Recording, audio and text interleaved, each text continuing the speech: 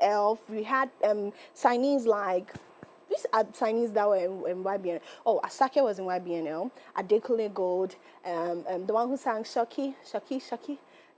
He was also in YBNL. There's so many people that have passed through YBNL that are amazing acts, right? But we have Asake, who is guys. Is it Ashake or Asake? Please. Ashake. Ashake. Ashake. Okay, so we have Ashake who is here saying that, not him though, his lawyer. Ashake's lawyer is talking about how he left YBNL, why he left YBNL. And she's saying that he felt cheated in YBNL. Now, when I actually went through it, I felt like, I said, it's AI. But then, I'm like, everyone's treatment is how, do you get where I'm coming from? Everyone and how they were treated. Because we have the one who sang Shoki, who's saying that he left YBNL because of his growth. He felt like he's done really, really well and they really helped him. And he left because he felt like it was time for him to, start his own thing. We also have this guy, the one who sang, there are so many people in YBNL that gave positive... Who owns YBNL? Olamide. Okay. Olamide, the rapper Olamide. He owns YBNL. And yeah, so, and when Asake started, he started with Olamide. Olamide put him on. When his first hit song was with Olamide. That's the song that people got to know Asake from. And that's when he came to Ghana. I remember he went to Garage and and I was like, oh, okay, he's doing really, really well. And that's when it all happened for Asake. Now, he said he felt cheated. And so let's get into the reason why the lawyer is saying he felt cheated and why he left YBNL. So, entertainment lawyer Yemisi Falaye has shed light on why singer Asake parted ways with Olamide's record label YBNL Nation. According to Falaye, Asake felt cheated after signing a contract despite her warnings that he would be signing away his rights in perpetuity. Falaye had advised Asake not to sign the contract, but he ignored her counsel, insulting her and accusing her of trying to impede his breakthrough. Asake's decision to sign the contract ultimately led to his dissatisfaction and eventual departure from the label, which was formalized in a termination agreement last December.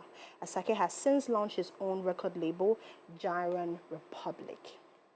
Yeah, so that's it. So basically, it's all about, reading, getting the contract and getting advice and all of that. But the reason why I was saying that it's not true is because of the positive things I've heard from ex-signees. Do you get where I'm coming from? Like, when you see the chain of the positive things I heard from ex-signees, then I was like, you know what, everyone and how they were treated. So if 4 people comes out and say that, oh, like they were treated fine, and this one is saying he wasn't treated fine, his feelings are valid. Maybe there's a reason why. So I just let it go. I'm not coming and saying it on national TV and say that, hey, why did you say it? Yeah, so that's what it is. He felt cheated. And so let's give him the grace and let's see how he's going to run his own record label, Gira.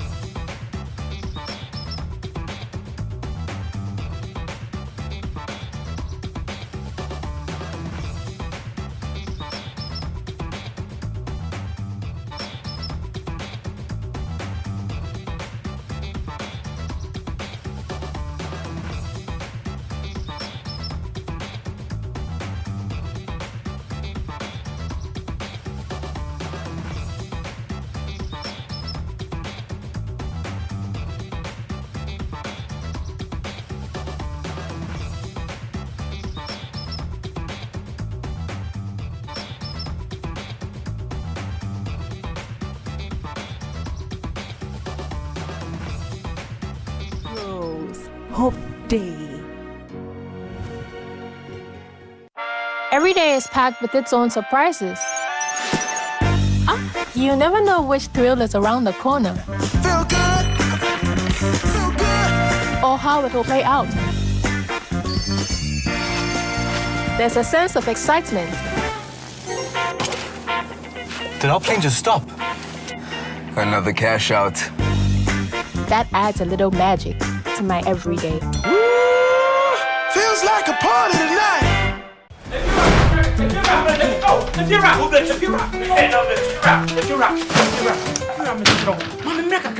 Rent back with the beer open.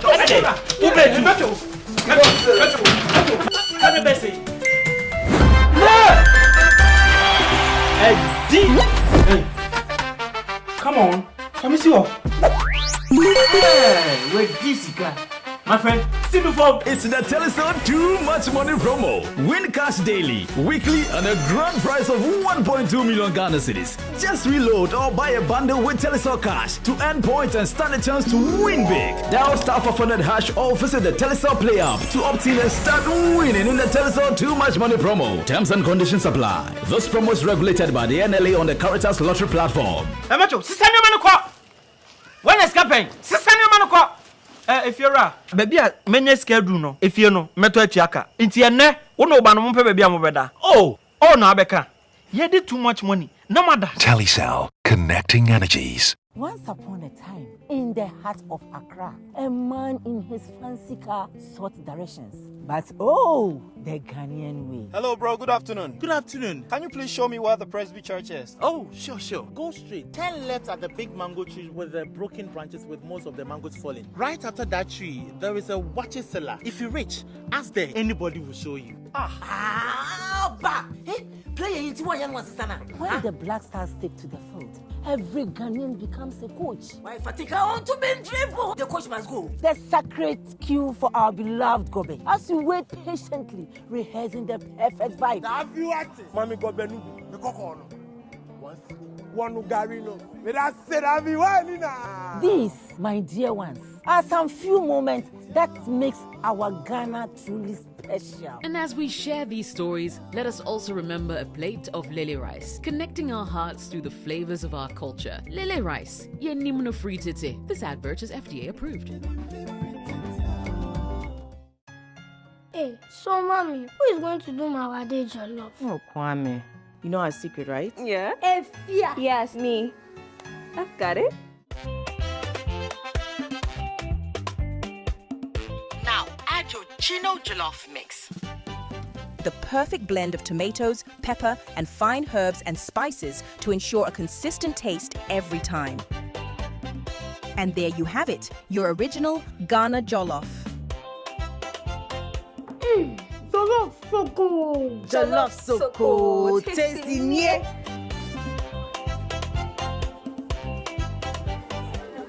What is going on here? Enjoy Jollof the Ghana way. Gino Jollof is made with the perfect blend of tomatoes, pepper, and fine herbs and spices to ensure a consistent taste every time. This advert is FDA approved.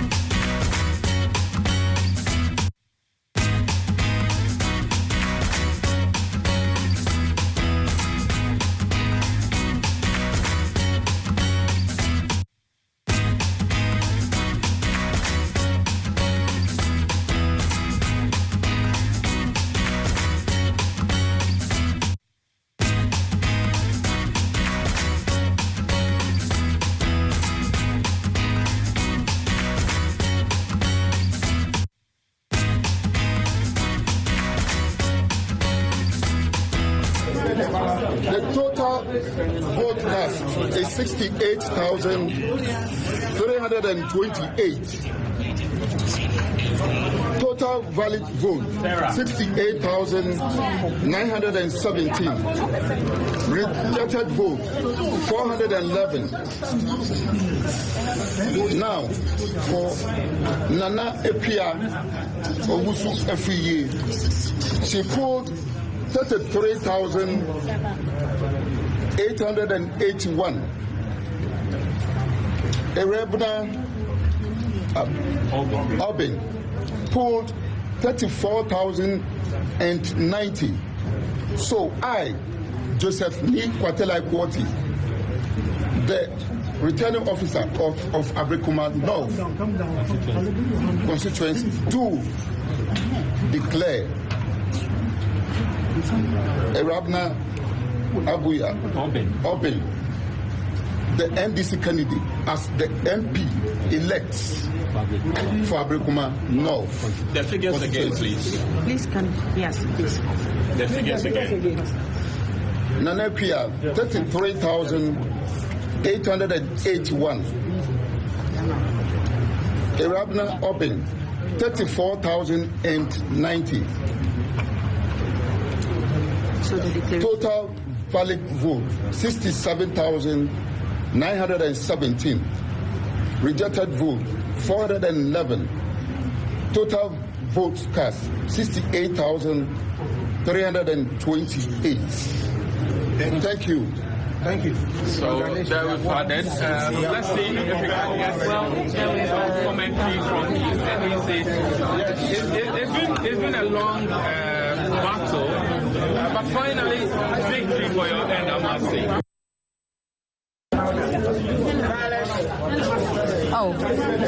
The total vote cast is 68,328.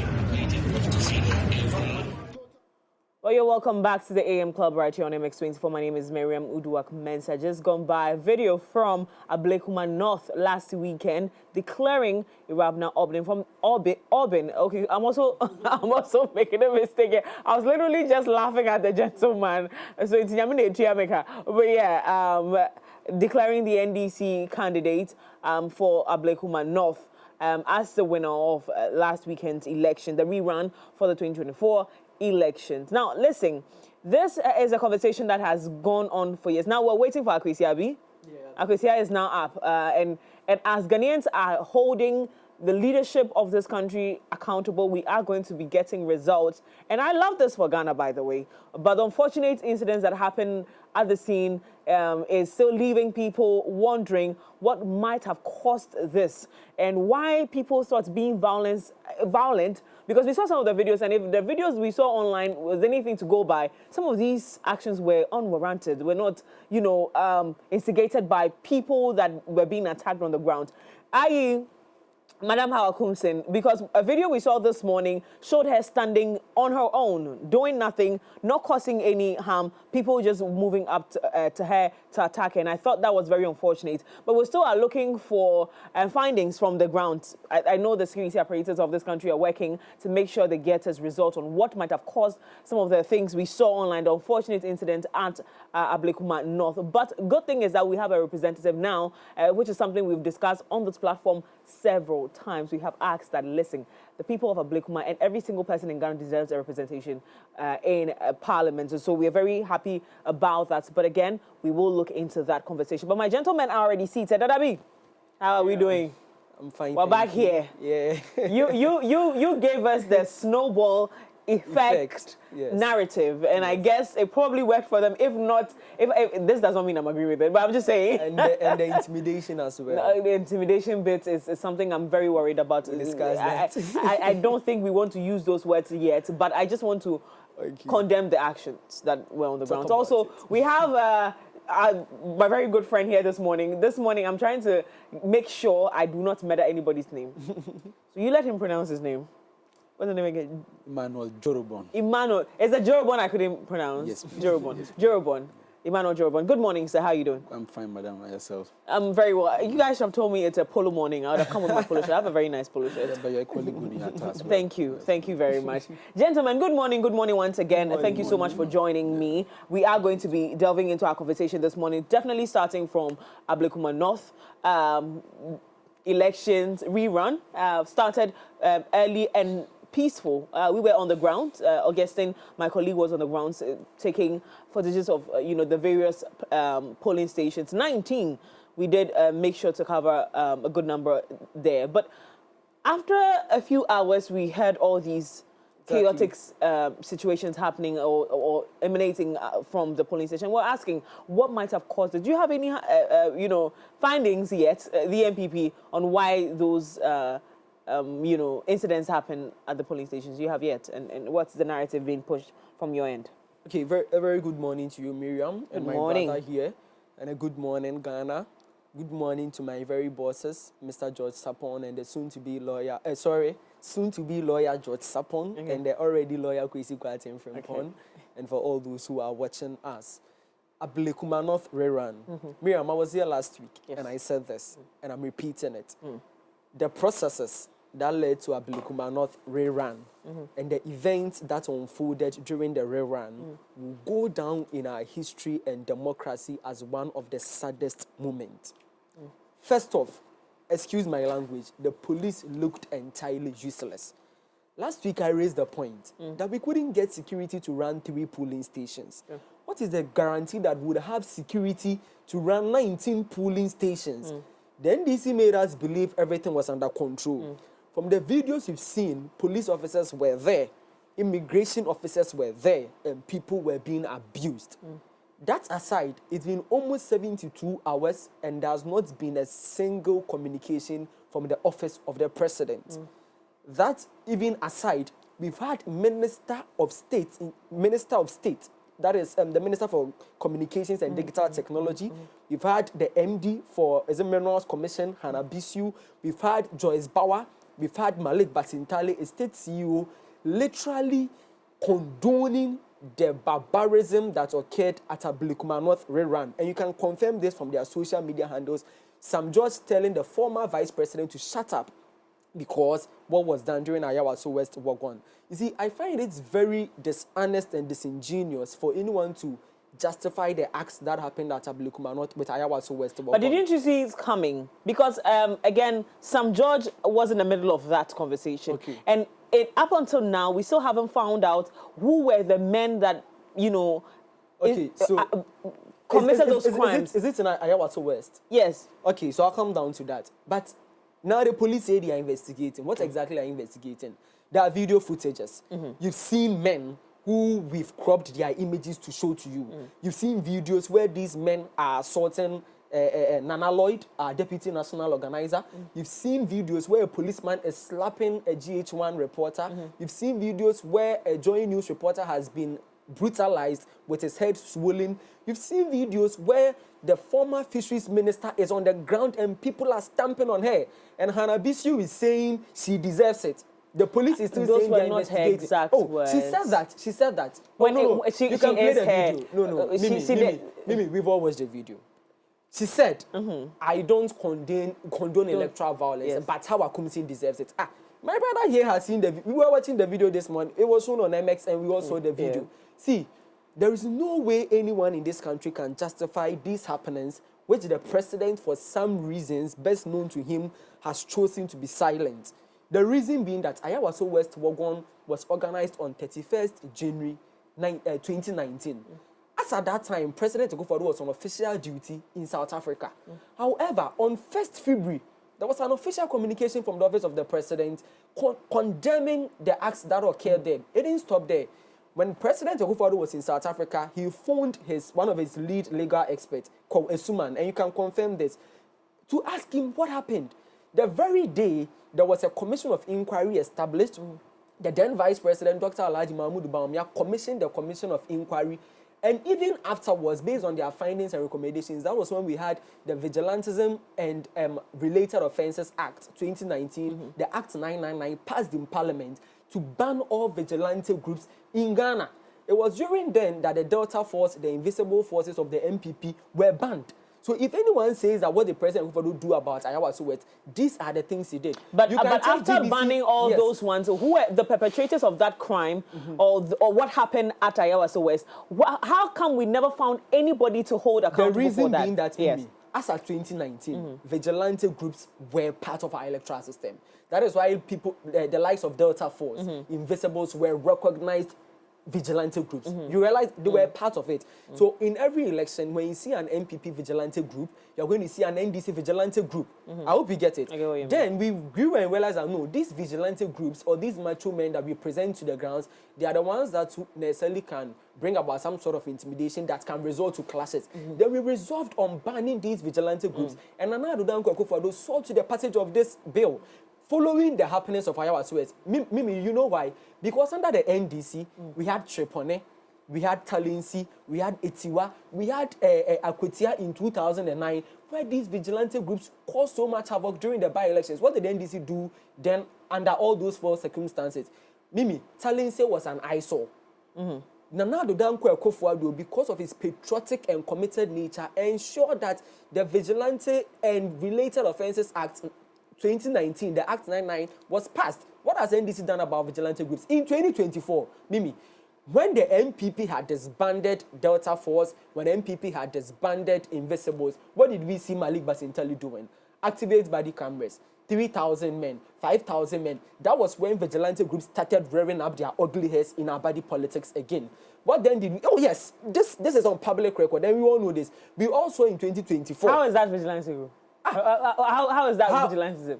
Vigilantism. What is necessarily vigilantism? You have these macho men.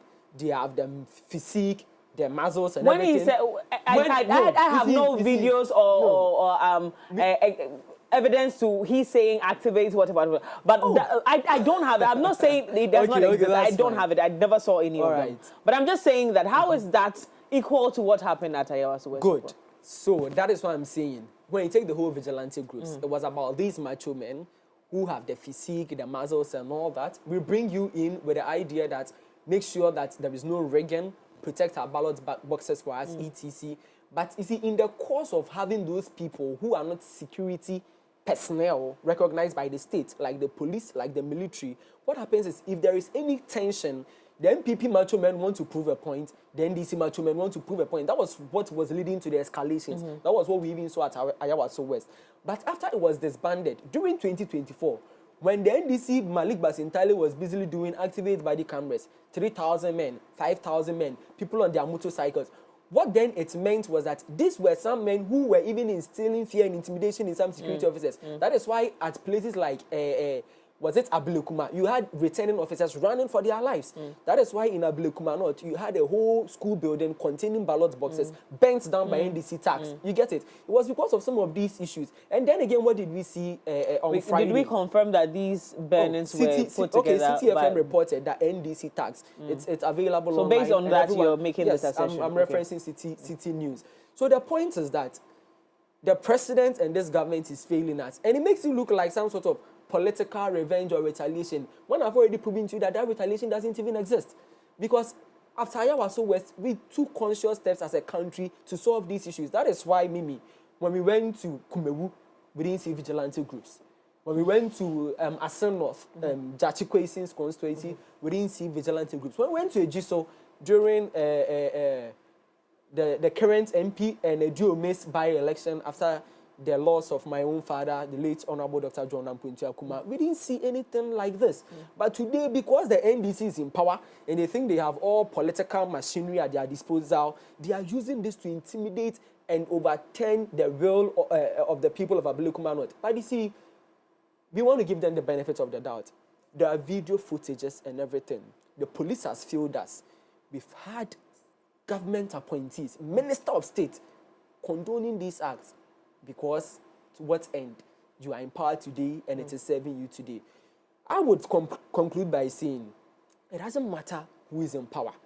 It doesn't matter if it's the MPP in power or if it's the NDC in power. This is the 21st century. This is 2025. Why should people go to cast a vote? That is why even the Constitution says 18 and above. So we take it that you are matured enough. Oh, I like Mimi. oh, I like Emmanuel. I don't know, 50 people say they like me, 40 people say they like Emmanuel. By majority, Mimi is the winner. How should that result in people being brutalized, being beaten? And the saddest part is that you have people busily defending these acts. I'm glad you spoke about the Hawa Kumsin case. You think the woman was just there and she took a pepper spray and started spraying. From the video, you saw people coming towards the woman. That was when she took the spray and sprayed it. Fine, she sprayed it. I cannot determine the action of who has received the pepper spray or the reaction it should be. The person reacted. All the others who came from nowhere started beating the woman at a point where she was even on the ground. Why are we even having this? Is so disgusting. Why are men in this country beating women? What's that? It's only another. What is that? It's only another. It has no political affiliation. I'm just saying, what kind of disgusting posture is that? So you mean? Anywho, I mean, Nanabi, you've made your point. I'm gonna go straight to Emmanuel. I'm just actually thinking about it right now. I'm like, that's actually very unfortunate. Sense. And people are defending it. Is it what makes it more unfortunate is that people are defending it. Sam George is defending it. Hannah Bisu is defending it. Malik Basintali is defending it. How did we get here as a country? Emmanuel, please take your turn on this. Thank you very much for the opportunity. Let me say a very big good morning to our cherished listeners. And I think you asked my brother a certain question, and he intelligently ran away from answering it. Okay. One thing we need to have, or we need to do as a nation, is that we should be principled. Double standards and hypocrisy should not find space in our body politics. He's talking about election malfeasance that happened at Blakemore. As I sit here, there's no way I am going to encourage anything about election violence. Because since we subscribed to democracy from 1982, any time at all we go through an election cycle, you expect nothing but to see that our democracy is being enhanced upon. And so some of this act, you don't need to encourage them. In the year 2020, in Techman South, what happened? 8 lives were lost. Can you tell me what the president said? Yeah, we're talking about life being lost. Yes, of course, what happened to Honorable Hakumsin is, I mean, it's so despicable that we should not encourage. But we should be principled. I wanted to see my brother here after the year also West were going to. I will not allow you to continue. When we're talking principles, how are we governing this country with things we have openly condemned? Yes. Right? If we have said that we are not allowing any form of violence, whether it is coming from my enemy or my friend, it should not be allowed. And it should not be encouraged at all. You know the problem? It's not just about condemning. It's about putting the perpetrator into book. And it's making sure that it doesn't even happen in the first place. Precisely. So he was saying that the president called in somebody. We have a president come on national television, tell us that there was not going to be a haircut. The next morning, haircut happened. Is it just about saying... What are we doing now? What are we doing now? So the point I'm telling you is that, you see, we must condemn all of this act. Whether Ayawase West were gone or Ablekman North. He's making the point as if to say that under their time and Ayawase West were gone, they made a certain step. Those steps, to what effect? What happened to the perpetrators?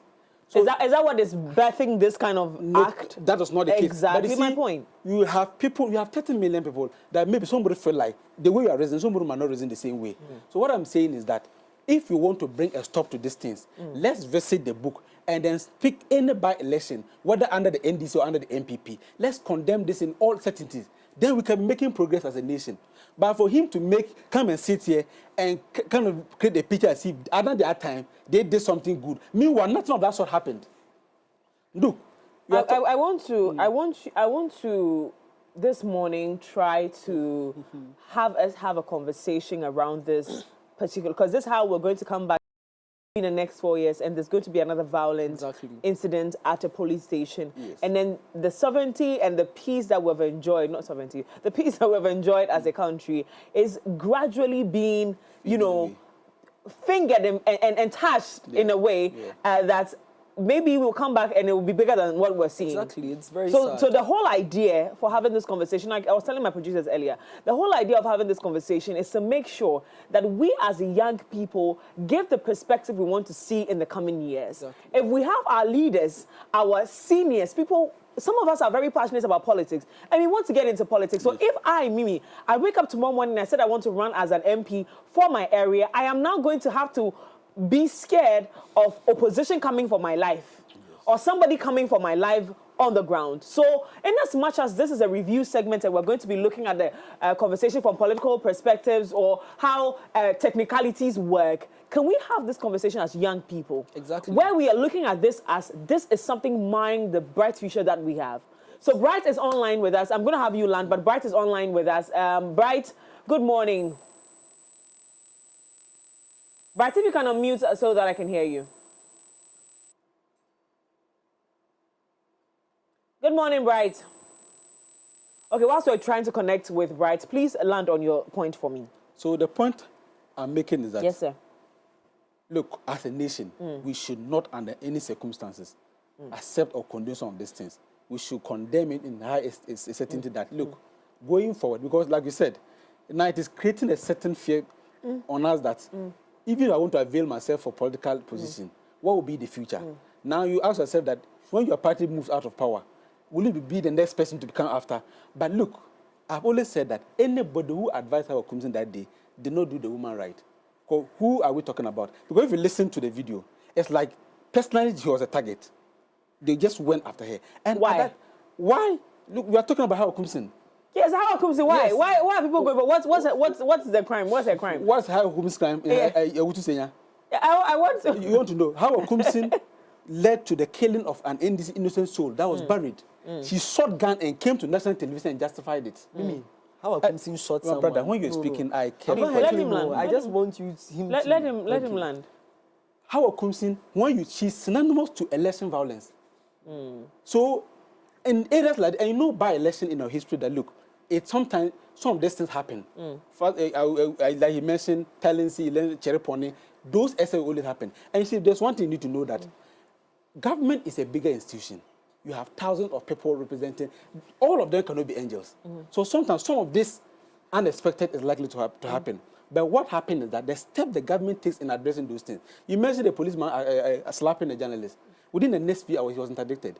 That's a positive sign. That alone is sending a signal to any police who have that mindset that, look, should I also do same punishment will matter out to me. That is what we should be having as a country. So look, what I'm saying is that we have notable members indeed the NDC, the likes of Omani Boama, the likes of Edu Makulu, condemning that act. It is not just necessarily about the communication coming from the president. That is very key because he's a father for all. But we still have good members in the NDC. Honorable Mutaka was there on the ground, ensuring that peace was prevailed. Even I saw some video, as and when Hawa Kumsin was coming out from the hospital, I saw Mustafa Gbande there, the Deputy General Secretary of the NDC. What this signifies is that what happened, nobody in the NDC is encouraging that. And you are disassociating from those who have said on national television that she deserves what she got. Well, no, I'm completely disassociating myself with it. But the point is that, you see, he made mention about Malik saying, what did Malik say? Malik only made a point that they asked him, has he seen what has happened to Hawa Kumsin? He said he has not seen it. All what he knows is that Hawa Kumsin did ABC there by election violence. It is the same Hawa Kumsin who ensured that our parliamentary candidate was put behind bars. It was the same Hawa Kumsin. So this was what Malik was making reference to. But as of whether he's encouraging those, no. But look at the people who spoke about this case. Hannah Bisu and then Honorable Sam George. Hannah Bisu spoke in context. First of all, she described her act as very unwarranted, unacceptable.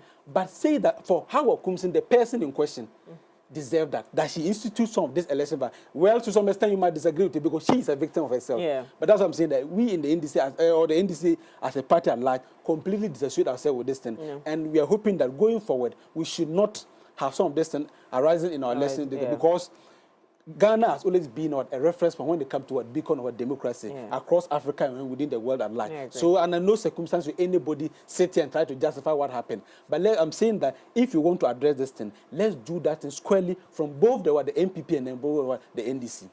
Thank you very much, Emmanuel, for making your point. Do we have Bright online now? Bright, good morning. Okay, right. So as and when we get Bright, I would have really loved his take on this one because he happens to be on the neutral side. But since we don't have him, we're going to move on to our next story. One Ghana Cedis fuel levy kicks in July 16th. Energy Minister finally confirmed July 16th. We are going to be, that particular levy is going to be, it's going to take place. So let me just run us through the story. The Ministry of Energy has reaffirmed that the one Ghana Cedi fuel levy will take effect from Wednesday, 16th July, as part of the government's effort to restore stability and financial sanity in the country's power sector. Now, we will start on Monday, he said. The ministry spokesperson, Richmond Watson, answered when asked about the rate of commencement or the date of commencement on Joy Super Morning Show. Now, according to him, the current administration inherited a sector burden with massive debt and structural inefficiencies, which we've discussed a couple of times on the show. And so you are aware of what the reason for the 1 Ghana cedis fuel levy is, or energy sector levy is. Yes. It's kicking off, and sometimes, I mean, we want to kick against some of these initiatives, but when we look at the only problem right now we're looking at is when does it end? When will this levy stop? At what point do we say we've had enough money to solve our issues, so we're going to leave that? That is a big question on the minds of a lot of Ghanaians. So I'm going to start with you, Nana B. Your thoughts on whether we like it or not, from Wednesday, 1 Ghana citizen in Ebetria. I'm not driving now. But and in effect, that means that some people are going to start making some price adjustments when it comes to transportation. Exactly. We've asked that doesn't happen, but let's see what that will look like after Wednesday. But your thoughts on this? Okay, so even before I move on to that, I like how they want to always smartly base the whole conversation on how Akumsen. And You're how going back they to still this. haven't been able to answer Nana why B. Equia Free was assaulted. Does Equia Free have a history of election violence? No. Why the Joint News reporter was assaulted? Why the GH1 reporter was assaulted? Why Nana Lloyd was beaten by thugmen? They haven't been able to justify that. If you have a state CEO, a minister of state, an MD of state, and a presidential staffer all condoning this act, you can't just use Muntaka Mubarak as an excuse. That is that on that. Now, on the energy sector levy. These people told Ghanaians that Nana Addo Dankwa Akufo-Addo is a wicked man. All he knows is to slap taxes on us. In their own words, they always labeled it obnoxious taxes.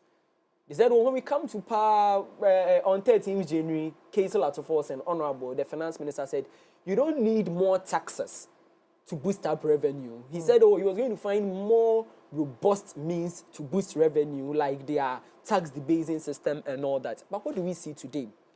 The energy sector alone, in the last 3 months, has seen a tariff increment of 16.7%. We first saw the 14.75% somewhere in May, and just last month, we saw the tariff increment of 2.5%. The excuse that was used was that let us increase tariffs so that we can use it to clear off the energy sector debt. Today, the NDC is saying that they need a Dumso levy, which I labeled the devil's levy, of 1 Ghana cedis per litre in order to be able to tackle the sector levy. In President Mahama's voice, he said, first off, they need the levy in the medium term to buy more fuel, and in the long term to settle the energy sector debt. What they haven't been able to do is to tell us when this levy is going to end. At least ESLA had a sunset clause. The D-levy doesn't have it. But this is what the ordinary Ghanaian should know. When you are paying E-levy for 100 cedis, you are paying just 1 cedi. Today, under the Dumso levy, for every 100 cedis worth of fuel, you are paying about 8 cedis worth of levy. That is about 7 cedis increment. For every 1,000 cedis worth of fuel, you are paying about 80 cedis worth of levy. What you need to understand is the impact that is going to have on our transport sector, on our trade, and on inflation. That aside, when the NDC was bringing this levy, Mimi, we discussed this, and we told them, see, you don't control energy or you don't control oil prices. They told us, oh, I'm buying Papa. Today, fuel is 12 cedis per litre. So, if you are buying fuel for 15 cedis per litre under Nana Addo, and now you are paying 12 cedis, pick 1 cedi from the 15 cedis, the 3 cedis that has been scrapped off, and add it and pay the levy. That was their justification. Then we pointed out to them that this is not true. Because see, under Nana Addo Dankwa Akufo-Addo, we were buying a barrel of fuel for about $80 on the international market. The reason that was necessitated that price on the market. Under President Mahama today, we are buying a barrel of fuel between $60 to $63. They didn't listen to us. Then Israel-Iran war started, and it exposed them. The PRO for Ministry for Energy came out and said on Channel 1 that the reason they suspended the levy was because of the Iran-Israel conflict. Because maybe if you remember, President Mahama told Honorable John Jinapo and Honorable Forsen to monitor the oil prices in order to inform the local market prices. Today, because there has been some level of stabilization with the Iran-Israel conflict, the NDC is saying, oh, let us bring back the levy. From this Wednesday, they are going to bring it. The big question is, Mimi, oil prices will keep fluctuating. See, this is not MPP, this is not NDC. This is basic economics, this is reality, okay? This is not about hope, this is about reality. My question as a young Ghanaian, in the event that tomorrow or in the next pricing window, oil prices increase, because we've seen oil prices going as high as $120 per barrel, what would the NDC do? Because when it gets to that point, Mimi, a liter of fuel will not be at 12 cedis. These are our concerns when they think we are being political. When a liter of fuel gets to $80 like it was under Nanado, you cannot buy fuel at 12 cedis per liter. So if the ordinary Ghanaian would have to buy a liter of fuel at 15 or 17 cedis, would this levy still be existent, or are you going to suspend the levy? These are legitimate questions the NDC is failing to answer. And always they go on with the chant about Papa, but we are showing them the reality. See, Israel-Iran war alone exposed the dishonesty on the part of government.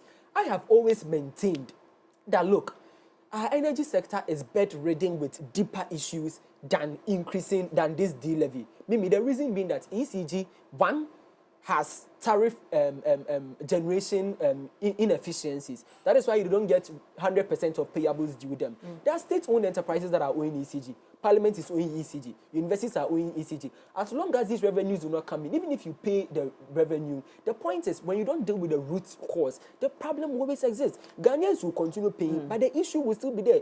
See, there are transmission problems. There are problems with cables and all that. And see, please, let me clarify this.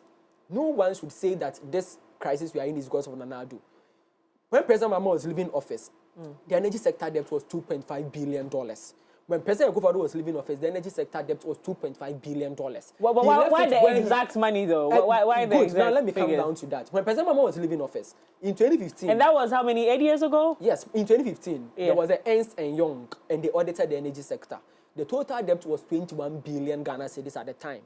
10 billion cedis of this amount, which was $2.5 billion, was owed to business development communities and state-owned enterprises. What then it meant was that we needed to find a way to pay some of these domestic debts. So President Mahama brought the ESLA levy in order to pay off this debt. When President Akufo-Addo took over, so the total debt was even more than 2.5. So in dollar terms, as at then was around 4.3 billion. When President Akufo-Addo took over, he inherited the levy, but he also inherited the debt. You get it? And some of these debts were owed to local banks, indigenous banks. So their viability was being threatened. What did the President Akufo-Addo have to do? What he did was he floated the ESLA bond, the ESLA levy, by using it to buy bonds in order to pay some of these banks so that they do not collapse. So as the levy is coming in... The same banks that they collapsed? No.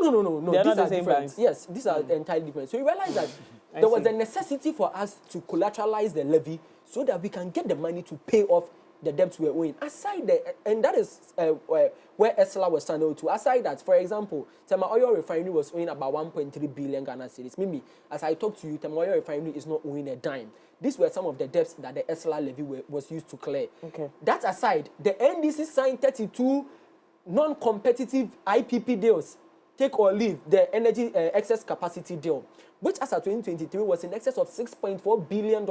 Every year, Ghana was paying no less than $1 billion for energy we're not using. Do you know why that was very dangerous? Because this excess capacity were not tariff accountable. No one is using the energy that is in excess. You get it? What it means is that no one is even paying for it, for you to get the tariffs to go and reimburse the debt that you are paying for the excess capacity. President Mahama and John Jinapo today, when he was then Deputy Energy Minister, plunged the energy sector into so much mess. That is why in 2019, when the World Bank audited the energy sector, they realized that if care is not taken, by 2025, we're going to hit a record high energy sector debt of $12.5 billion. What did President Akufo-Addo do? He brought up the energy sector recovery program. What he did was, let us find the solutions to the root causes. It was a reason that in 2024, the energy ECG recorded about 1.1 billion Ghana cedis revenue, which was a record high.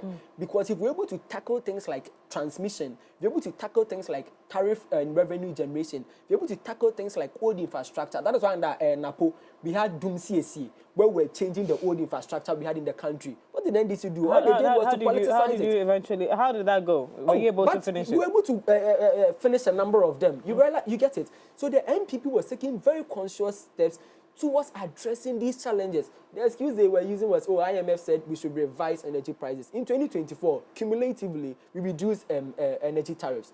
In just 6 months in office, you've increased energy tariffs by more than 16%. Today, you are coming to slap the levy of 1 Ghana cedis per litre again on the ordinary Ghanaian.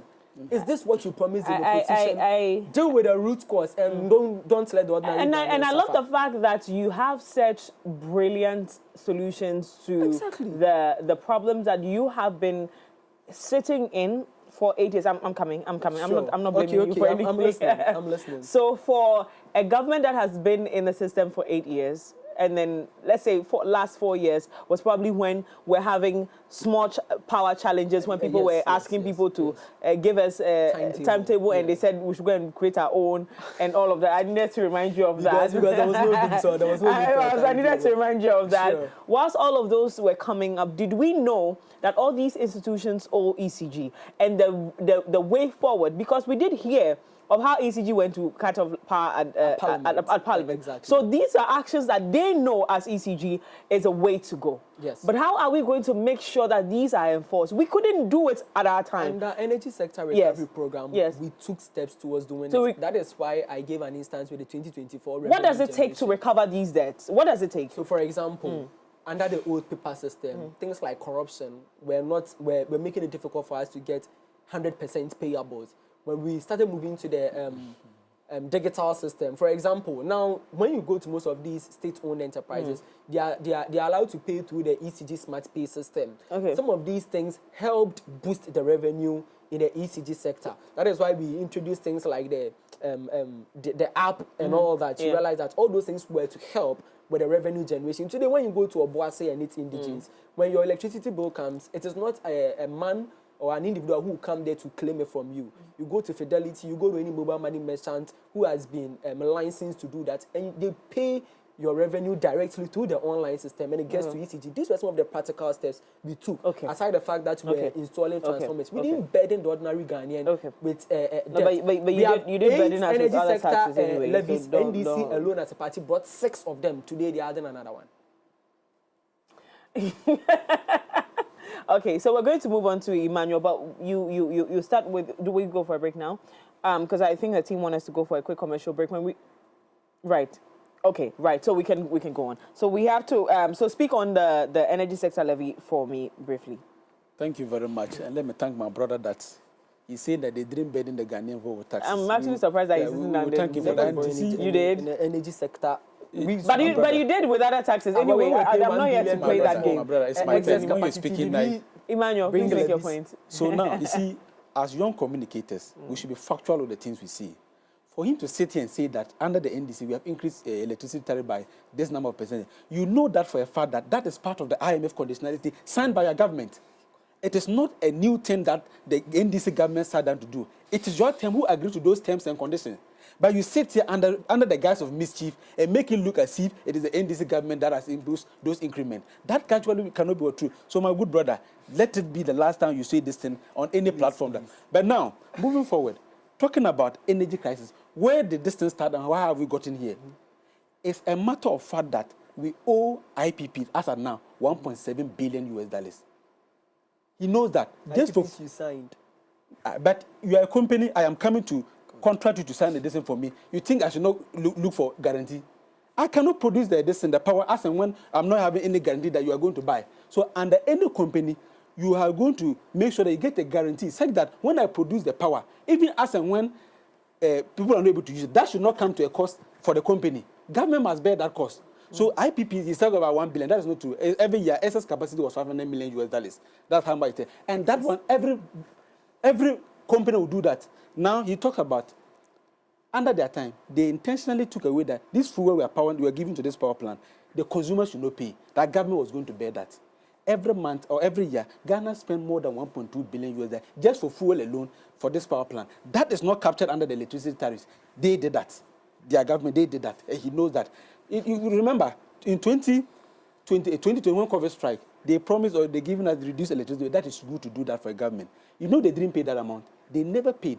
And you know very well that in 2022, the Ghanaian cedi suffered the biggest assault in terms of depreciation. It was under their own wizard, Dr. Mahmoud Bawumia, the manager, the economic wizard.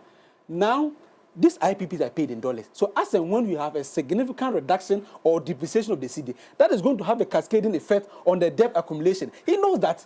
He talks about, he outlined millions of things they did. To what effect? Today, all the IPs are threatening to shut down their plants. How can they be? He speaks like as if they've been in opposition for about 8 years. You are just, in the last 6 months, you're in power. What did you do? So this is what the NDC want to do. I want to tell you what the NDC did. You know, gas relatively is cheap.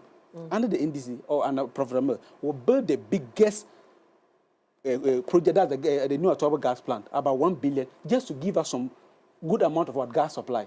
Today, the NDC has started a new gas processing plant, and we're hoping that it will be completed in the next 2-3 years, so they can bring in a lot of gas to power the plant. The government is saying that pay 1 cedi on every liter, say that we can deal with this energy legacy debt. ESLA was passed in 2015, and the main API for ESLA passing was that to deal with energy with sector levy. And then no circumstance should they sit here just by a stroke of pen tell me that when you came they did this thing and for which you have to cap the ESLA. ESLA was passed for a specific reason. Did you do that? You never did that. And debt accumulated to the highest level. Say that this year alone, the Minister of Finance budgeted 28 billion Ghana cedi just to deal with that. And all of that is not part of the fuel. So already we are owing 68, but we need money to buy fuel to also power our plant. That is what the government is telling you, that pay 1 Ghana cedi. You know that Anna is time, a liter was costing about 16.9. Today at least 10.9. Wow. Government is telling you that. So until we get hit by the international market prices, yes, we can just manage. You talk about Iran this time. That tells you that the NDC government or Muhammad is a listening government.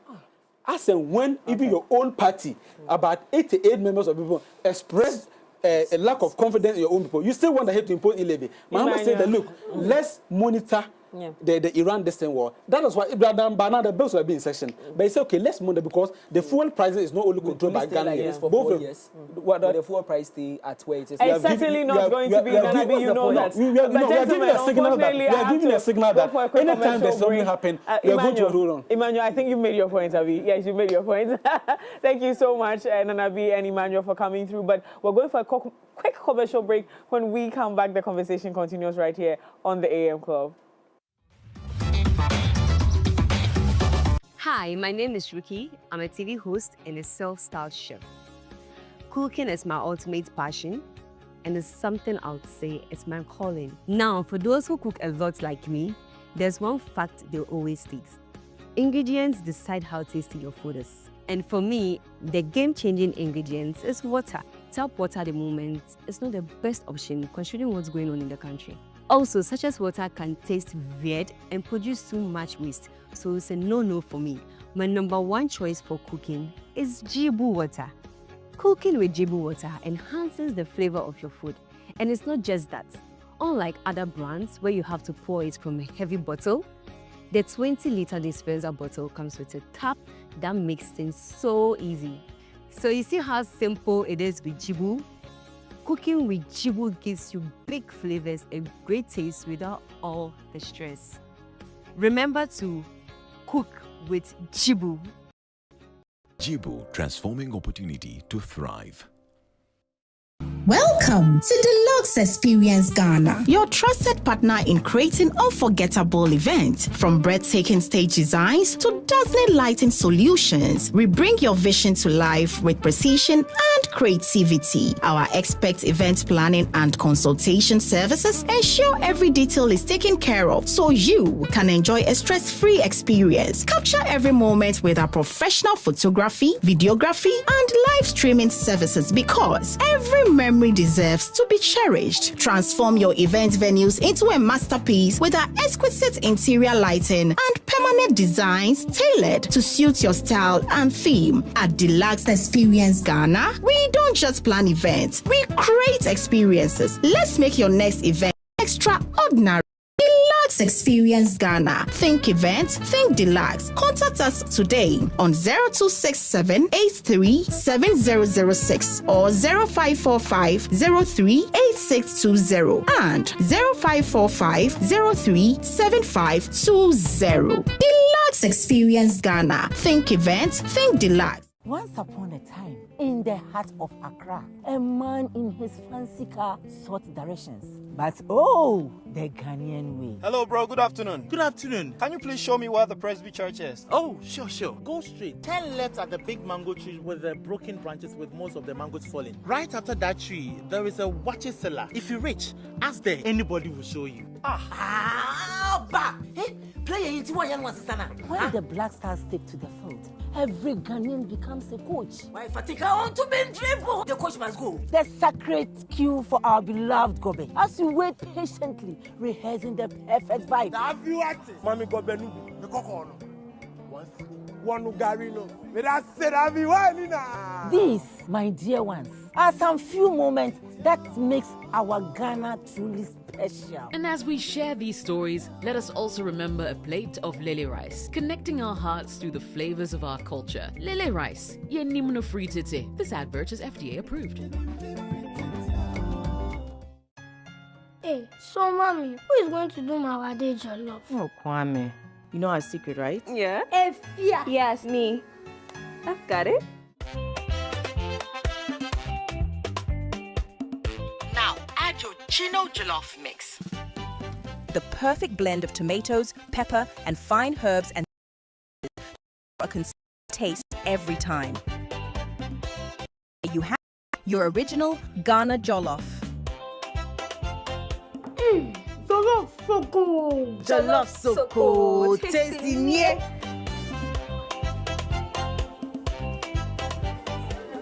What is going on here? Enjoy jollof the Ghana way. Gino jollof is made with the perfect blend of tomatoes, pepper, and fine herbs and spices to ensure a consistent taste every time. This advert is FDA approved.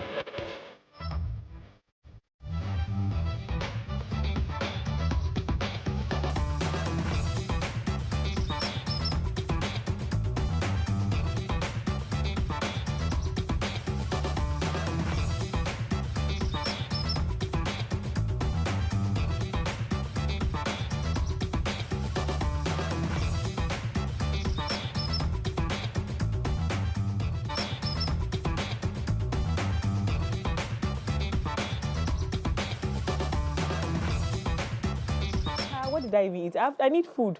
You people, this is my... why? So the artist of the month is adjudged by artists with the biggest audience appeal, album release, concerts, and hit song with the month or from this month. So if the artist has great or the biggest audience appeal, has released an album, concert, has attended or performed at concert or has his own concert and his song with a month, then that person will be adjudged artist of the month. And this month, drum roll, who do you think won artist of the month here at the MX24? In fact, we are doing this for you, okay? Who do you think won this one? Well, we want to congratulate Sarkodie. Yes, of course. Sarkodie is artist of the month for MXBeatz Artist of the Month. MXBeatz Artist of the Month. So Sarkodie wins Artist of the Month with 94.4%, massive win. Charlie, this one is a huge one for the legend. This is a goat, okay? Yeah, this one is a big goat. Put your hands together for him wherever you are. Shout, roll on the floor. Now, people for some of the artists in that category was Jackie, Manifest, Black Sharif, and Molly. And so big congratulations to Sarkodie on this one. Congratulations! Who better deserved this one? Personally, I keep telling you that I'm growing on the brand, or the brand is growing on me. Yeah, the brand is growing on me. The brand Sarkodie is growing on me, and I'm enjoying this one very much. So all Sarkodie fans out there, or Sac natives, is that what you call them? Sac natives, Sac natives, Teddy. Is that what they're called? SAC natives. Okay. So all SAC natives, a good one to celebrate this week. It's a good week for you. Congratulations to the man, Sarkodie, for winning Artist of the Month on MXBeatz. Stay right here with us. July is coming. Vote and in fact, how do we get in? Well, I think Mark Motin will share with you on MX Live how you can get your artist to win Artist of the Month in July. So do that for us, and a big congratulations one more time to the SAC natives and to everyone supporting SAC and MX24. Well, thank you so much for being a part of the show this morning. My name again is Miriam Uduak-Mensah. Join us online. It's MX24GH on all social media platforms. I want to say a big thank you to you, gentlemen, for coming through. We'll do this again on Monday. And make sure to be here live with us. MX24GH, all social media platforms. Join us on air from 7 a.m. to 10 a.m. every single day of the week. Let's have a great time. See you again tomorrow.